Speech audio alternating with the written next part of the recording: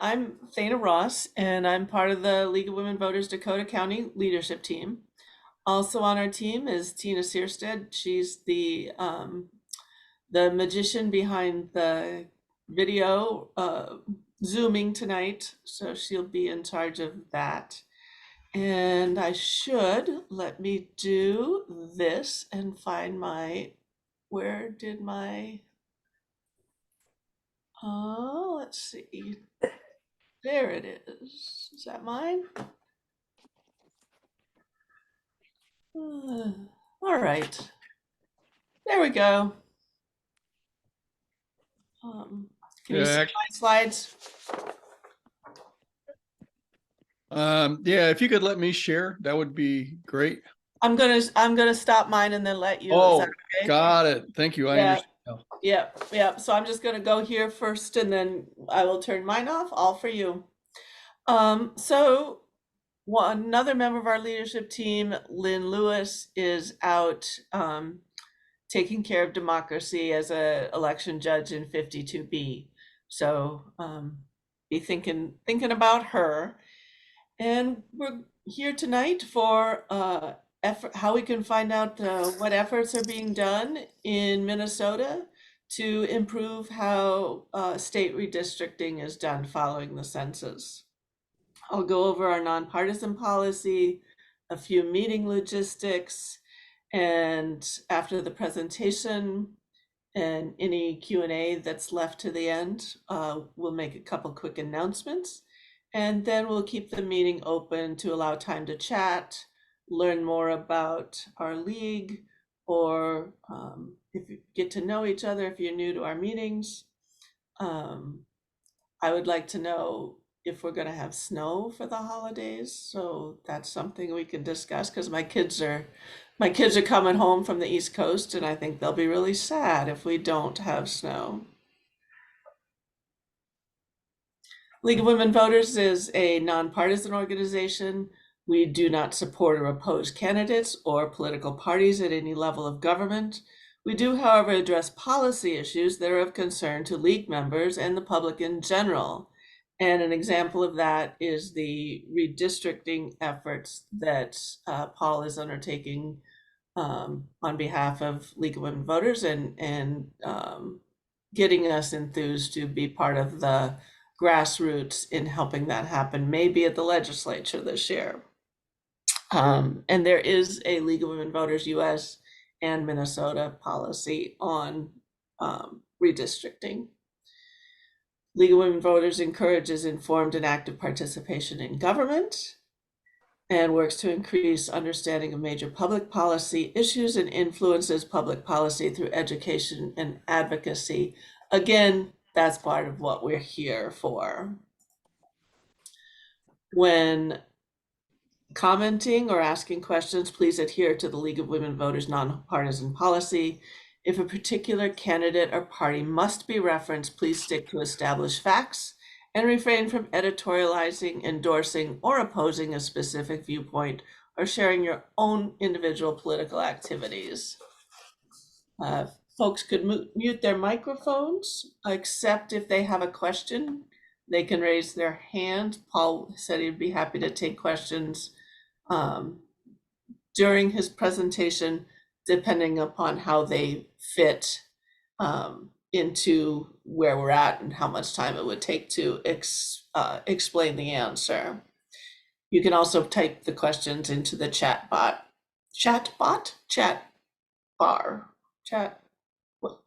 Yeah. All right, I am proud to introduce our guest speaker for tonight. Paul Huffman is the Election and Redistricting Policy Coordinator for the League of Women Voters Minnesota. And I hand it over to Paul.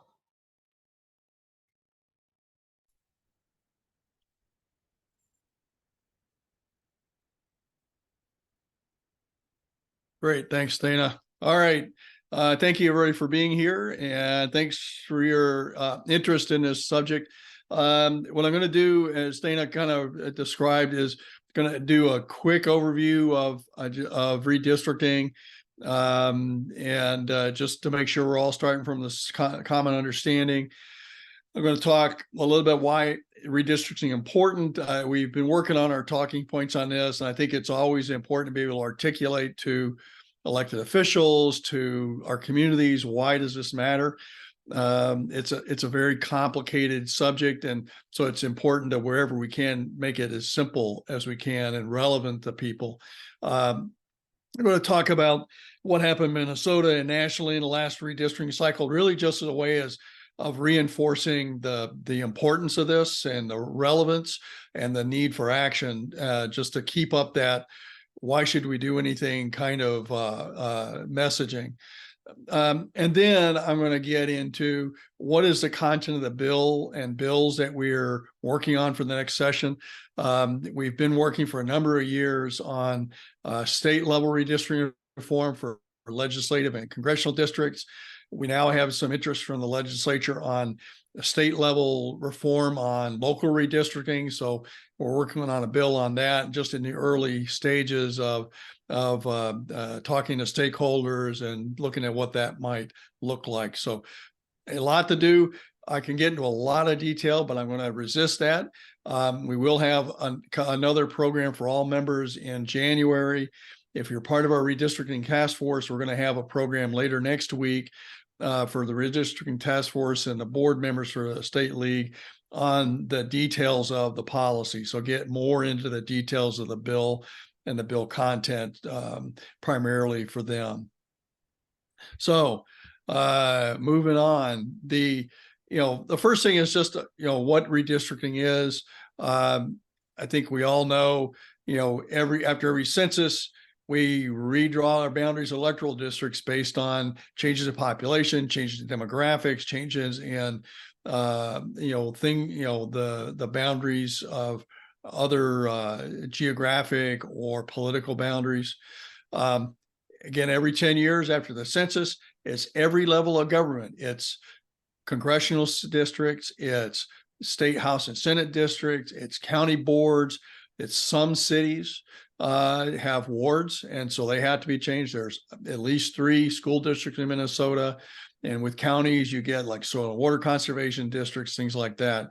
So this affects every level of government, and it determines whose voices are going to be heard, especially when you're talking congressional redistricting. At a national level, it's who's making policy for the country and whose voices are heard kind of in aggregate. And the same thing goes from a state level, a county level, a city level. Depending on how those lines are drawn is going to determine what voices are most heard, most represented in the policies that get made. The why this is important. So somebody says, why should I care about redistricting? Because I tell people, what are you working on? And I say redistricting, I get kind of this, what is that? This is what happens to determine which policy interests are heard and addressed. We all know the deal about the squeaky wheel gets the grease. Well, if you only give one group the grease or give them the squeaky wheel, then that's the one that's going to get heard. So how you set that process up determines which interests get heard and represented. This is part of ensuring that voters select their representatives rather than the party selecting their representatives.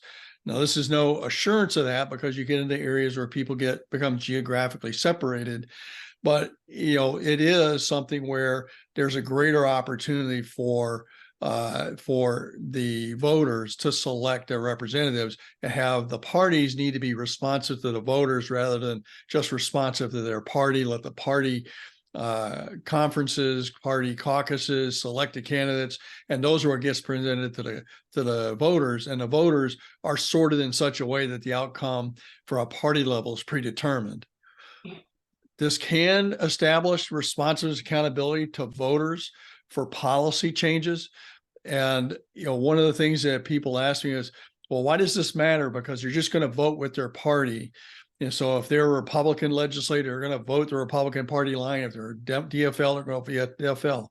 Well, here's the reality is, I think if you've been around the legislative process at all, a lot of the work on what gets to the floor or gets to committee happens before that committee even convenes. So legislators are going to be responsive to what they're hearing from special interests and also their constituents about policies that their constituents and those special interests are concerned about or interested in. Elected representatives are very responsive if there is a sufficient amount of their constituents talking to them, advocating to them on a specific issue. From a national level, if you're aware who Elise Stefanik is, she is a Republican congresswoman from New York. She got elected as a moderate Republican. Her district got redistricted. It is now much more conservative. And consequently, she is now a much more conservative congressional representative. You get quite a few representatives in the legislature, especially from the metro, that are very responsive and accountable to their constituents based on certain issues. Greater Minnesota representatives, because a lot of their constituents have certain opinions about elections and election conduct, they are responsive and echo a lot of those concerns because that's their responsibility as their representatives. So if we focus on the policy interests of the voters and how we district based on policy interest concerns or communities of interest, then there's a greater opportunity to influence what representatives are going to be emphasizing and supporting than if we just focus on districting based on party lines.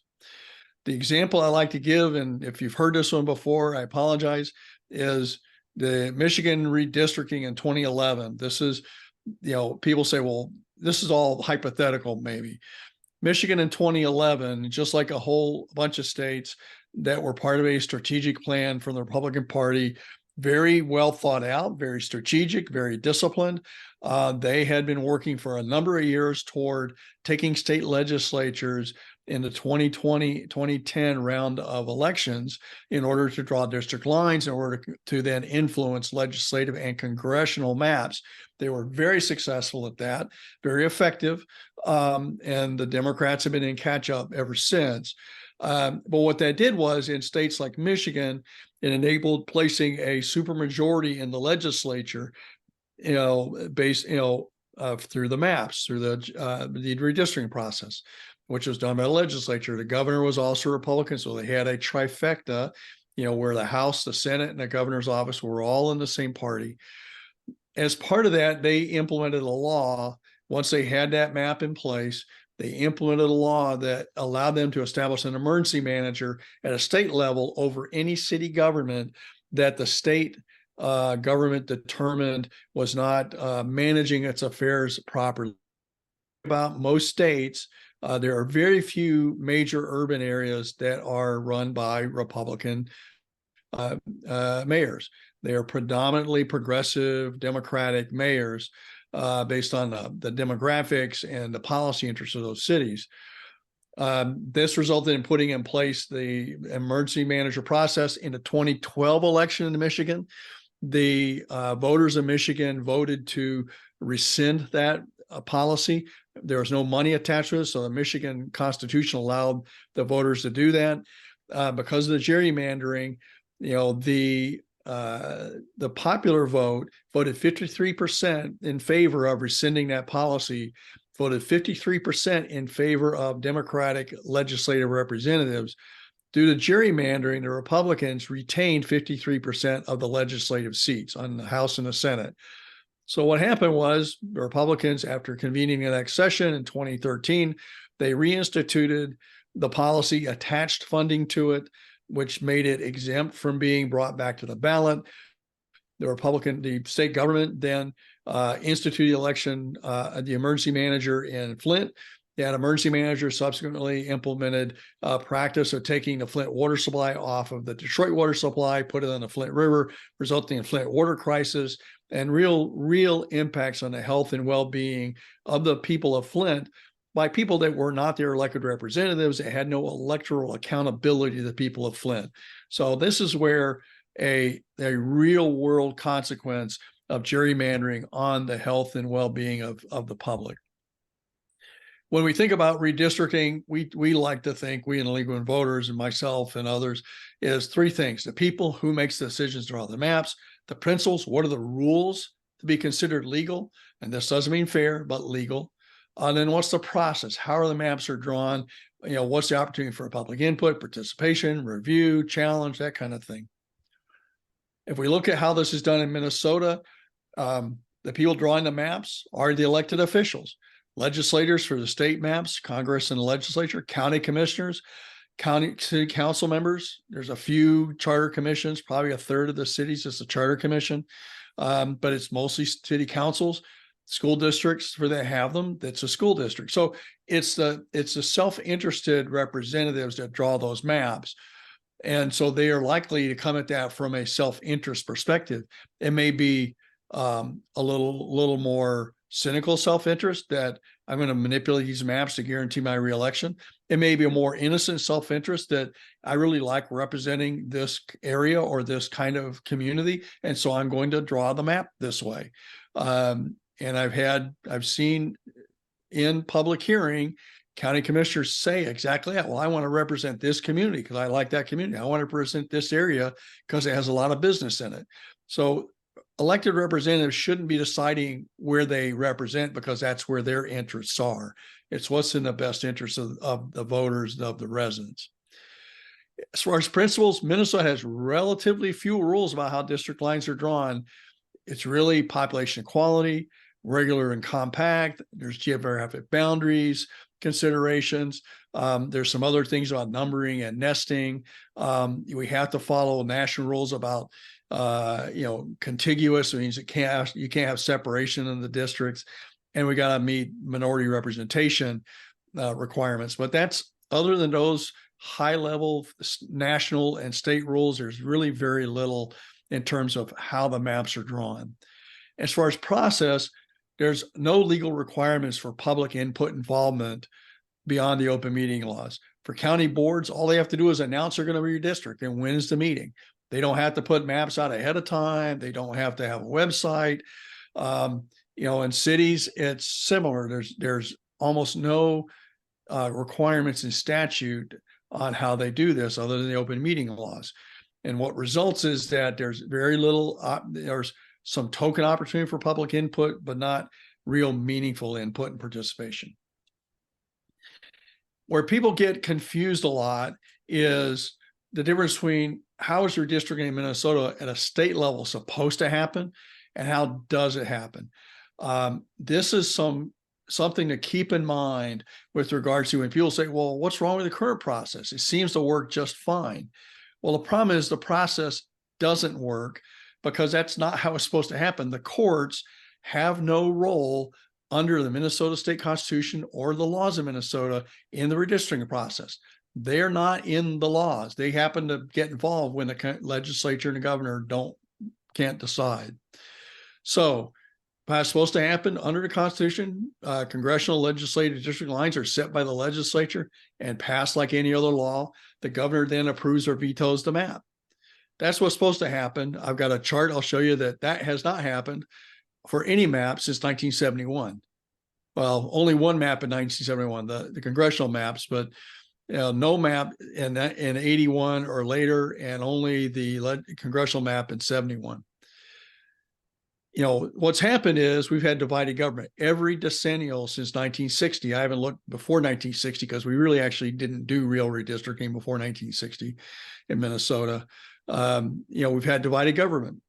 Result is the parties can't or don't agree on maps with some notable exceptions. The Supreme Court then steps in and because the maps are in violation of the constitutional requirements because they're not equal in population, and then takes over the process. Since 1990, the legislature has recognized that they are unable in most cycles to draw a map. And so the legislature passed a law saying that by 25 weeks prior to the state primary in years ending in 2, we will have maps in place.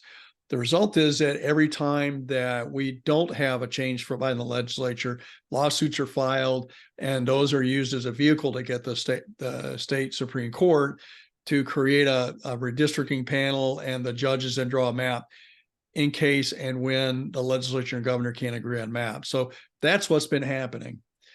And then the court draws maps based on what's called least change. The courts are there to make maps legal. The courts are not there to do what's in the desires and interests of the voters in Minnesota from a policy standpoint. There are some things the court looks at, and they gave testimony on communities of interest.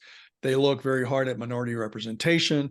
They did some really good things, we feel, in the last cycle, which I'll talk about here in a moment, for minority representation, American Indian representation. But that's not primarily what they do. They're very focused on just making the maps legal. And courts have been chastised by the U.S. Supreme Court in the past for going too far in making changes in maps. So they're very reluctant to do too much in changing maps. The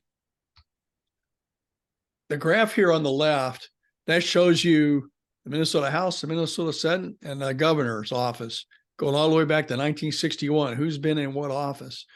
And you see, going all the way back, we've had divided government. In 1991, because we had Governor Carlson was brand new, the DFL passed a map that was very DFL favorable. So, I mean, this is not a partisan issue. All parties do it. But the DFL passed a map that was very favorable to the DFL. Governor Carlson vetoed it, but his staff didn't know they had to deliver it to the legislature. And so it ended up getting enacted, the DFL maps. They were subsequently challenged and sent back by the courts. The legislature revised the maps, resubmitted, Carlson vetoed it, and so then the federal courts drew the maps.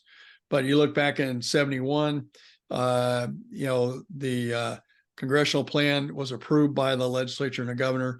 The federal courts, there was a lot of changes made by the federal circuit court, which Supreme Court threw it out. They said they were doing too much. It got sent back. But ever since 2001, and this is the first cycle after the 1990 map was in place, 1990 law was in place, the state courts have drawn the maps. So, as I said in a previous slide, least change. Something I'm talking about is, least change results in incremental change each cycle. So there's never a full recognition of the demographic and policy interest changes of Minnesota, because it's always just incremental. It's, the least change that can be done to keep legal maps. The parties, they have no motivation to come to an agreement, because the agreement may or may not be more beneficial to them what the courts draw. And there's also not an incentive for the parties in general to change the process, because they're both waiting, in my opinion, they're waiting to have the opportunity to draw their preferred maps. Local governments, which I'll talk about a little bit, they preserve their previous power structures. And we do see a lot of resistance from counties and cities to making significant changes. Local redistricting, the map here on the right is Olmsted County. That big block there in the middle is the city of Rochester. You see, and it's actually, they got non-contiguous area in the city of Rochester.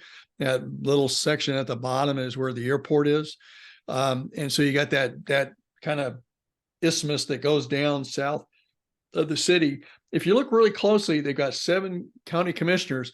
Every one of the 7 commissioners has a piece of the city of Rochester. And that's legal. It's not right, but it's legal.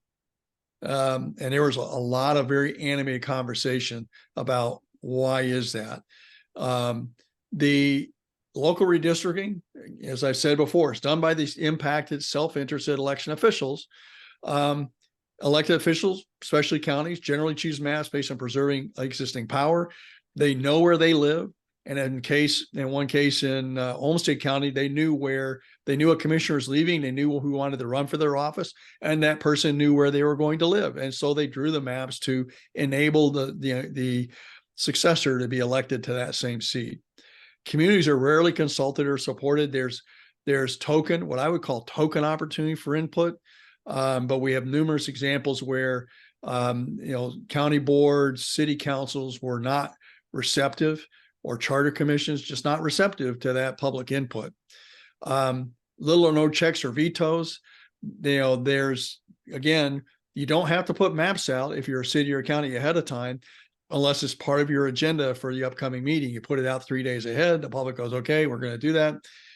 Counties have been known to announce a meeting, introduce the maps at the meeting, adjourn the meeting, reconvene 15 minutes later, and vote on the maps. I mean, that's the kind of thing that has happened at the county level. There are counties that say, well, we can't do anything more because we have to do lease change, which is not true. It's a line they've either been told or they use, like not knowing what the people are thinking.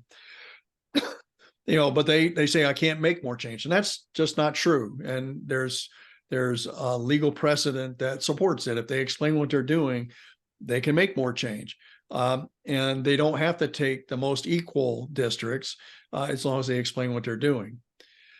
There's limited opportunity for challenge for city and county redistricting.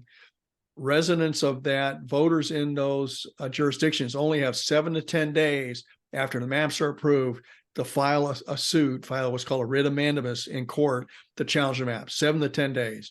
Unless you're intimately involved in the process, you've already looked at the background and the legal statutes, you got a lawyer, you got no chance. So it's really set up to favor just do what the elected officials want and just leave it to them. Many policy concerns that are addressed at a local level, things like public safety, infrastructure, roads and bridges, garbage collection, waste storage, water management, resource management, social services. So a lot of stuff is getting determined at that county level or at the city level, and how those positions are elected matters. Just a little brief context here, demographic trend.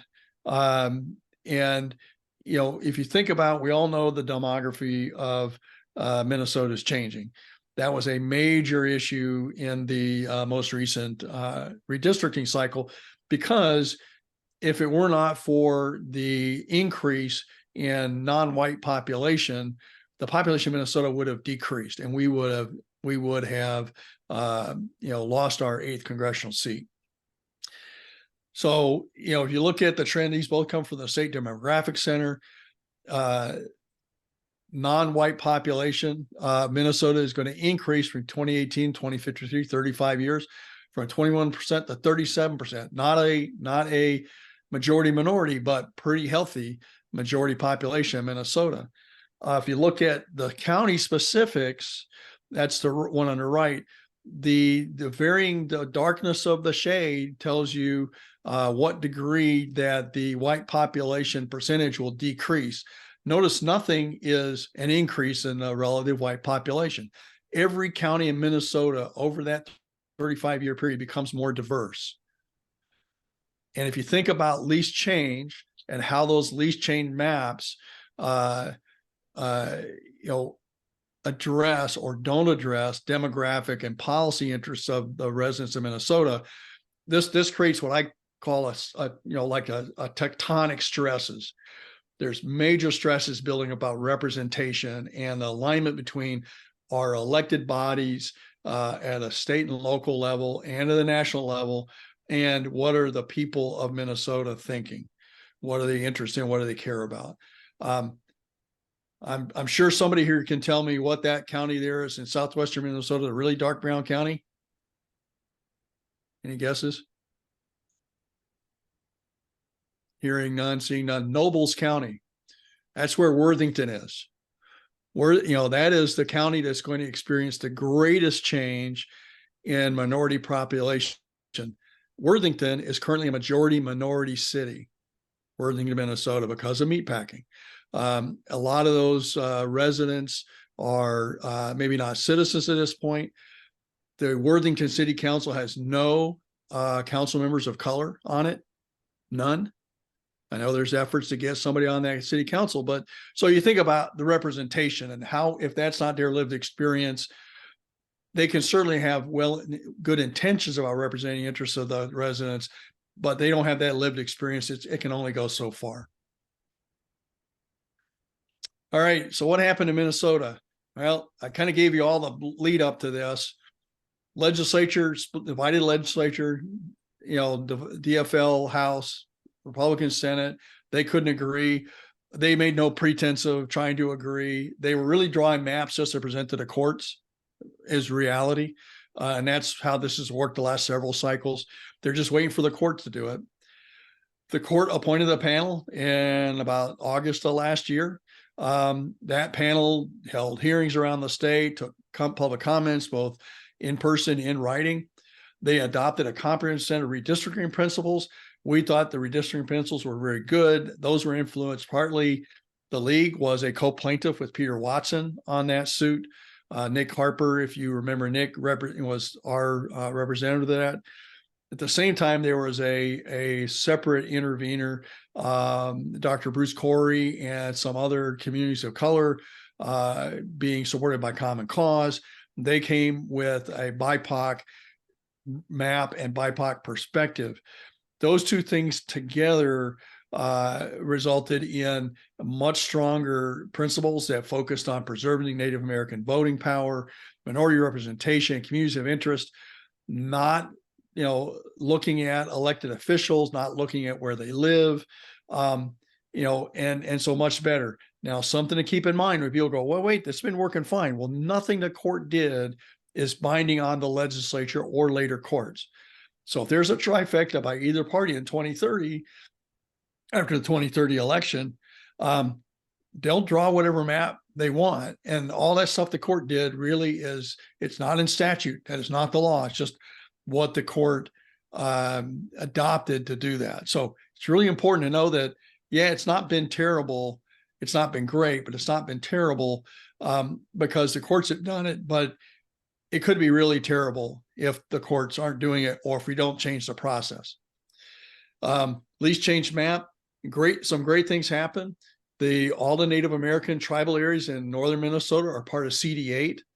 And that was something that we felt was really important while they're not a big part of CD8, that we roughly doubled the impact of the Native American community in a congressional district. And so that really helps with accountability.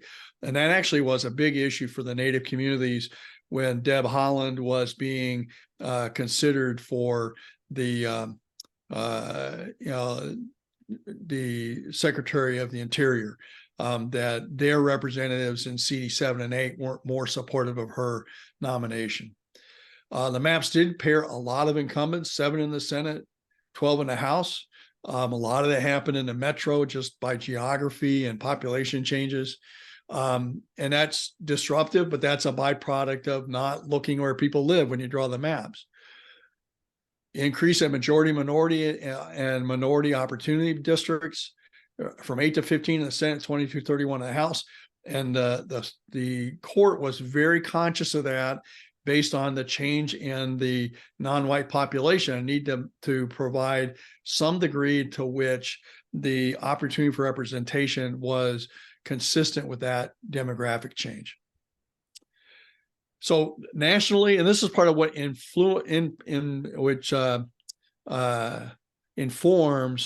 our policymaking and where we need to go and why it is necessary to make a change in Minnesota. There were two things that we saw nationally in general: either hyperpartisan gerrymandering, if there's a trifecta, or if there's a gerrymander supermajority, which I'll talk about that, or there's gridlock. There's really one or the other, and there's almost nothing in between, almost nothing. Single party control, you get aggressive gerrymandering. And examples include North Carolina, Oregon, Kentucky, Maryland, Alabama, aggressive gerrymandering.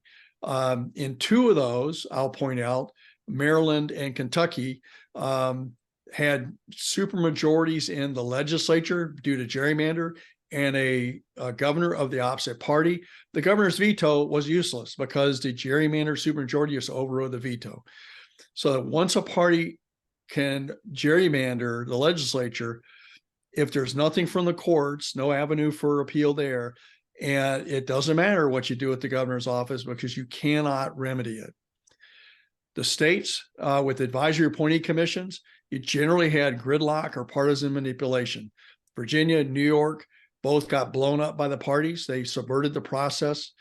Ohio, the majority party because it's a political commission, which they passed by a constitutional amendment in 2018.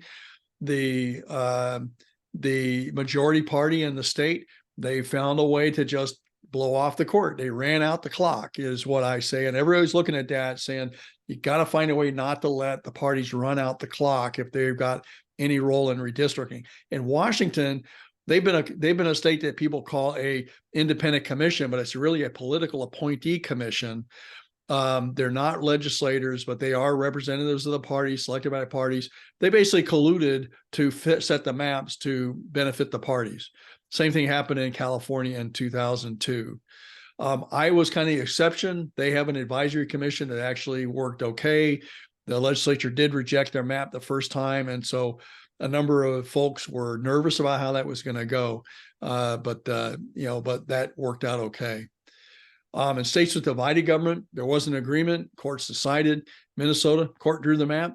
Wisconsin, it went back and forth, and the court approved a least change map, which, remember, Wisconsin's highly gerrymandered, one of the most gerrymandered maps in the country. A least change map, which was submitted by the governor, isn't a good map, but it's less bad than they would have had if the court hadn't adopted that. But they still have a supermajority in the Senate in Wisconsin, which is nominally an evenly divided state. So, what it tells you is that with divided government, you're going to either keep the same map or a minimally changed map that's not going to help you. So Wisconsin then is again now going on 20 years with gerrymandered maps unless there's court action. There's 4 states with truly independent commissions, citizen commissions: Arizona, California, Colorado, Michigan. Relatively uneventful. Parties did make efforts to interfere, influence, but largely they were unsuccessful. And those were pretty good maps in general. So where's the bottom line? Current state of redistricting. Minnesota remains vulnerable to statewide gerrymandering if there's a trifecta. What are the odds of having a trifecta? We have a trifecta now. Well, what are the odds of having one in 2030, 2032? Who knows, but I don't want to take that chance. There will be an election for governor in 2030. That will be a presidential mid-cycle. So heaven only knows what's going to happen at that point. City and county officials are continued to be resistant to public input. That includes charter commissions. I got stories if we had time. City charters don't reflect commitments or interests of some city councils. I would say Rochester passed a resolution to have an advisory commission, but they never did it. And resolutions are non-binding. Same thing for the legislature, same thing for county boards. I've seen county boards adopt principles by resolution, and then they get the redistricting and say, well, we can't follow it because it would not be a least change map. Minority communities are the most impacted. Those of us in this call, I would, hazard a guess, are unlikely to be impacted by gerrymandering. In general, people like myself are served relatively well. White, older, well-educated, relatively affluent. I'm male. I'm probably not going to be adversely impacted, at least for a while, by whatever that gerrymandering is. Interest groups on both sides are still working on redistricting. Can't be complacent. So what's the legislation? This is really the bottom line. What are we proposing? What we're working on that we hear is Legal Women Voters and Common Cause, and we're doing this as part of the Our Maps Minnesota campaign, which is the little logo there in the bottom right of my slide. We've been working on a bill, and this is the same bill that Nick Harper was working with Anastasia on in 2019, 2020, and then into 2021. Has 2 parts to it. It's got a constitutional amendment and an advisory commission. So it's what we call a both and approach, which means we're not going to put all our eggs into the constitutional amendment. We're not putting all our eggs into the advisory commission. We're going to have the option for both, and writing that bill so that if the the constitutional amendment doesn't pass on a ballot measure, then we still have an advisory commission, and we've got a robust advisory commission. It's got 3 core components: the model, the process, the principles I talked about: people, principles, process. The model is drawn by citizens, not parties, not politicians, not political appointees.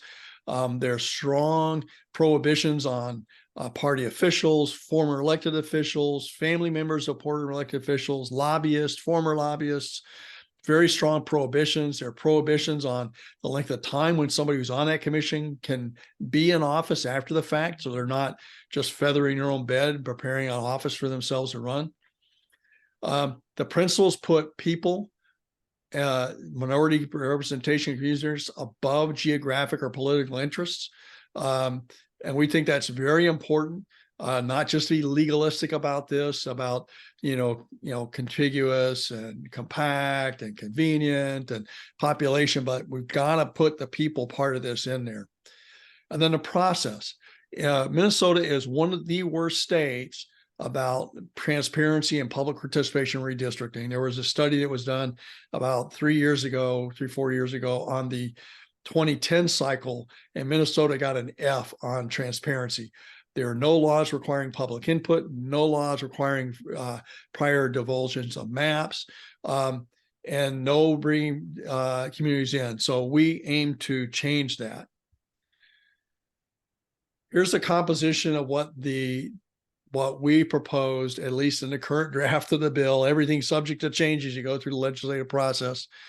It's 15 members, 5 each that affiliate with one of the 2 largest parties.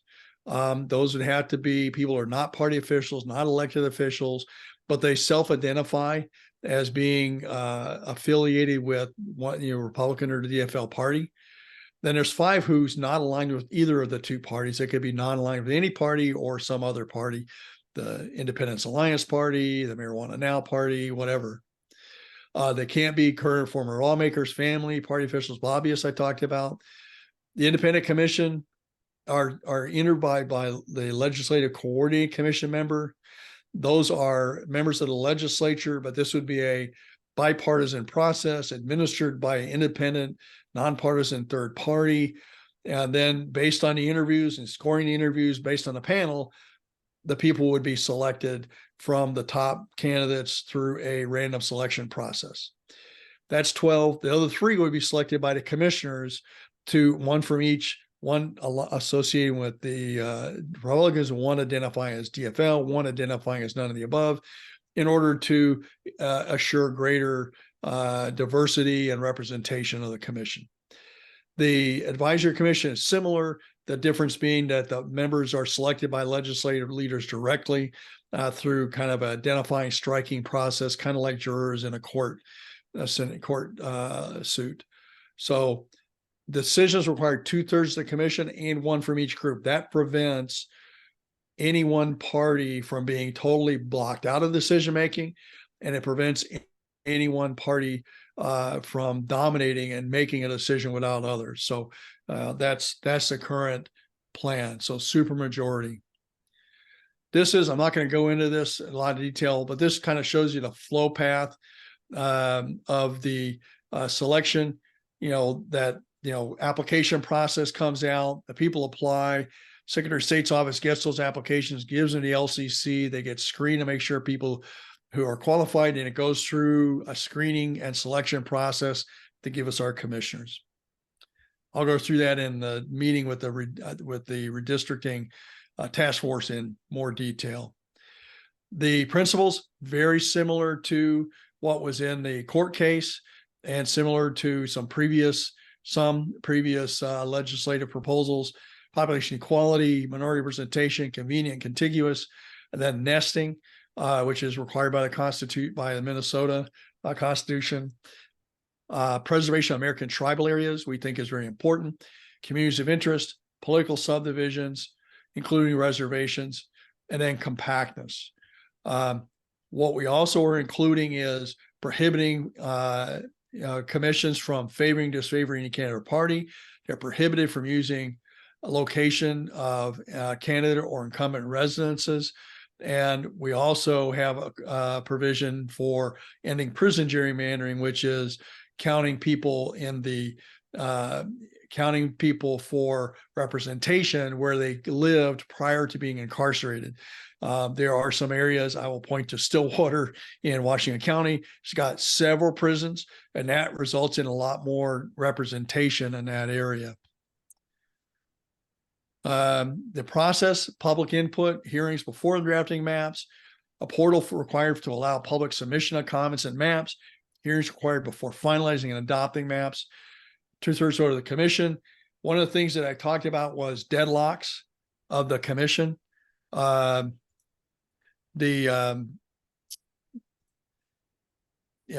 there's, they can't reach agreement, or if one of the parties bands together to deadlock the commission to prevent it from being effective, how do we do that? We've got basically a ranked choice voting kind of process. We adopted it from Michigan. They've got something like that. And that's to prevent from being deadlocked. And you say, well, there is no map from the commission. You send it to the courts. And they draw a map from scratch, or they assign somebody else. It's the potential is there that the U.S. Supreme Court at some point is going to limit the ability of state courts to draw maps, which could get us back into this, send it back to the legislature ad nauseum, and they can then potentially run the clock out. For advisory commission, if we end up with that, 3 attempts for legislative approval, 60% required to approve or change maps, so supermajority. This is something that's consistent with the LWV national position, is requiring a supermajority for approval. This is the same criteria used for bonding. So we say there's a precedent for this in Minnesota, so we think this is reasonable. And then a deadline to approve maps or submit them to the courts of September 1st. And what this does is say, look, if the legislature can't agree or they won't agree, and they're going to just, again, run the clock out, they're not going to approve any maps. What happens is that the commission maps, whatever's approved by the commission, will go to the courts on September 1st. And then I'm sure there will be a lawsuit that we don't have constitutional maps. The courts will then deliberate, they'll take public input.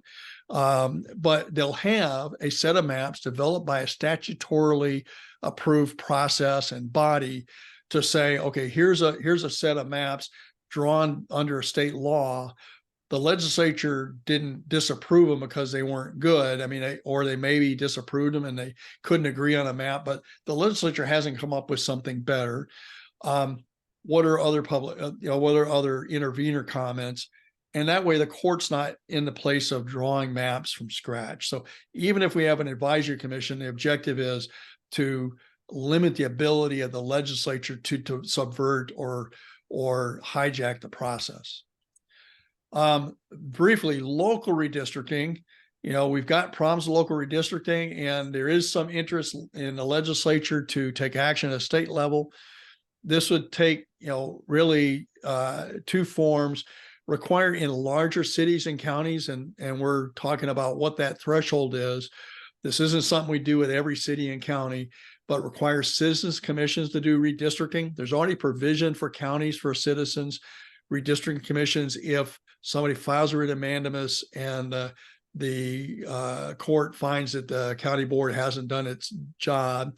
We're just basically expanding that to say if it's a county above a certain population, then larger counties and the 12 to 15 largest counties of the state, which would include Dakota County, would be required to use a citizen commission. The principles would be basically the same as the state, with a little adjustment, for the jurisdictions. And then requirement for public input and review before drafting maps and approving maps. So requirements for opportunity for public review, public comment before maps are approved. The other thing that I think is important is expanding the ability to challenge potentially illegal local maps, cities and counties. As I said earlier, currently there's like 7 to 10 days to challenge those maps before the window closes. While that makes sense from the standpoint of being ready to support the upcoming election cycle, closing the door for the next 10 years is not in the best interest of voters. And so we seek to close that. So what you can do ask legislators and legislators to make this a priority. And what we're talking about is independent commission, prioritized principles, the commission being a citizen commission, not a political appointee commission, not a judge commission, but citizen commission. Principles that place minority representation, communities of interest above geographic and political interests, ensuring public participation, requiring public input, public comment, public, things like a website for providing input. Oklahoma, for heaven's sakes, has a requirement in their statute for a website for public input. If Oklahoma can do it, Minnesota can do it. For advisory commission, supermajority requiring the legislature to approve or change maps. After that, it's engage and educate and activate community members. There's a lot to this. We cannot educate everybody in our communities on all of this. We can't educate all our members on this. But what we can do is arm you with here's why it's important. Here's a couple of key talking points. And when this comes up, help us schedule programs. We'll do it at the appropriate level of detail, to help people understand what is redistricting, why should I care, what can I do? And so we educate, engage, and activate community members.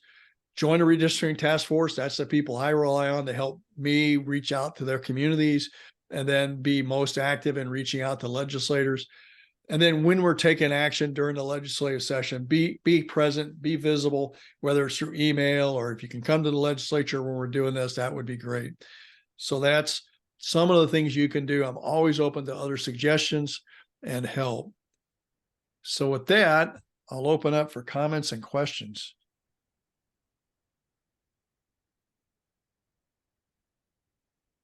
Everybody turned their cameras off, so I couldn't tell who fell asleep. We're good. So one of the things that I heard early on that you were talking about was it's a big deal to get to our legislators before the session starts. Correct, because they're setting priorities, and that's why we did an action alert about a week after the election. So about 3 weeks ago, we did an action alert because they're deciding what the legislative agenda is going to be. And so if they're hearing from constituents that they want this to be on the agenda, then we've got a better chance of getting on the agenda.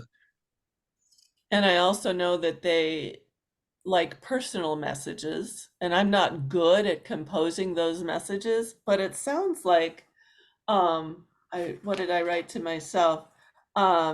Just that we support this process for an independent citizen commission to make sure that the voters rather than the parties are selecting the maps.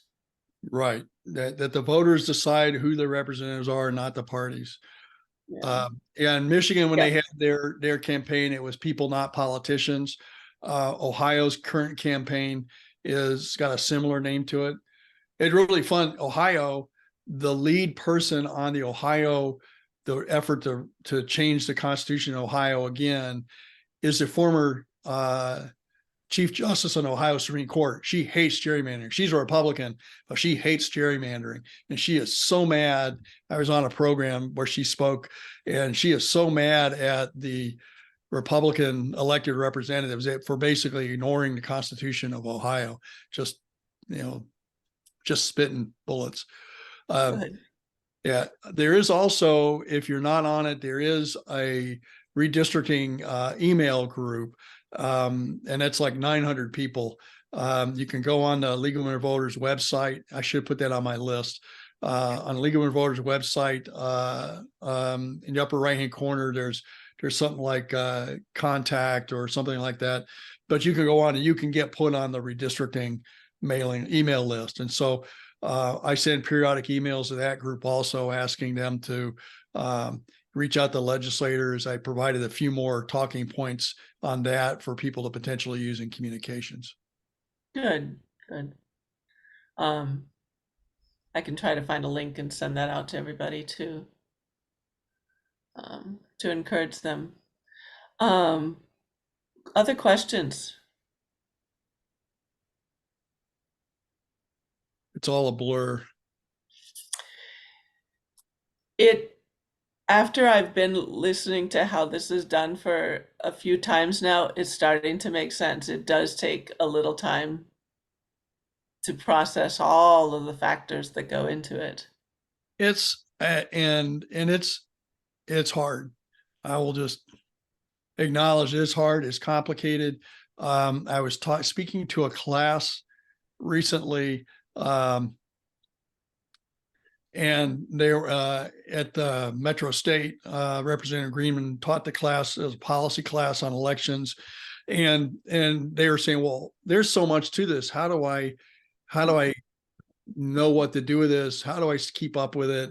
And what I told them was, I said, "Well, it's really for you as organizers and nonprofits and community groups. The key here is for you to understand that this process exists. It impacts how your policies and whether they get implemented at a state and local level. That if you hear that there's an opportunity to affect redistricting and how it's done, and you understand how it affects you, you know that whether or not you need to be involved in that. And if you need help on redistricting, you call somebody like me or the League of Women Voters or Common Cause, or there's other us in Common Cause are primarily the folks that do this in Minnesota. Call us and we'll help. We're happy to help. So you don't have to be the expert at all. If you need help, need information, just reach out to us and we'll help you. So we can get information to help us communicate with our legislators Yes. through you guys, and watch for the action alerts. And again, ahead of time, contact your legislators. Right. The Even if it's just a brief, this is going to be a big deal. Right. Yeah. And this is important. And from a league standpoint, the last session was very successful from addressing democracy and election policy concerns of the League of Women Voters Minnesota. The only significant election and democracy priority that we have that's unaddressed is redistricting. So this is the big one. And this is foundational to many of these other things. Many of these other things, if redistricting doesn't get fixed, those things can be undone, subverted, circumvented. So redistricting is just foundational. It's very wonky and complicated. And that's why people like me get really into understanding the details and figuring out how to put this together, and then talking to others and figuring out how to present this to help others understand and engage in this in an effective way. And what you've done is, in this, you've put backstops, because there's so many things where if you get a super majority or if you get gridlock, as far as putting this together with your commission, you actually have backstops on all those things to get it, so that it makes sense to everybody. It's one of those compromises where everybody wins, but nobody's happy. Right. Right. Or everybody's happy, but nobody wins. Right. Nobody gets more than they should, but nobody gets cut out completely. And so I think, no state has implemented an independent commission that has the legislature in the process for constitutional amendments. Said another way, the states within the commissions, they all have citizen ballot measures. They go around the legislature. We don't have that luxury. So it's how do we get this through with the legislature and get it on the ballot, and then get it passed on the ballot. Well, thank you. And do I understand correct? You're doing this, you are a full-time volunteer working on this? Yes. That's Yeah. pretty impressive. Yeah, Thank you very much for that. And all that you're doing for Minnesota and the voters and citizens of Minnesota. No, thanks. Yeah, and I'll work on some more talking points. Again, we'll get those out to our redistricting email list. Again, if you want to be part of the redistricting task force, just send me an email. I'll put you on that list. And just to get more information, be more involved. It's one of those things where we need a core of people who are really interested and engaged to help when it's time to engage others. So, kind of concentric circles, levels of involvement. I just appreciate all of you who are here. And if the others want information, just send them my way. Thank you.